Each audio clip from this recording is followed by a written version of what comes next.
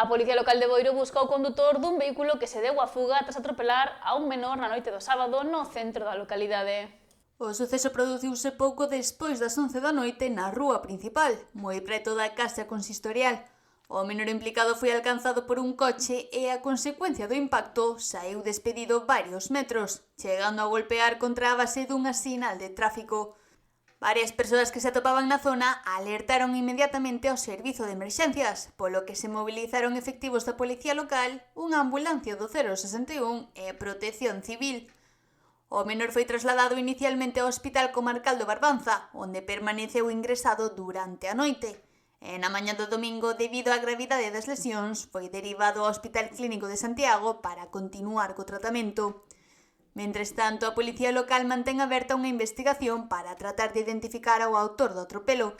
Segundo algúns testemunhos, na mesma noite foi visto un vehículo estacionado preto do cemiterio cun golpe nun cristal, que podería estar relacionado co accidente.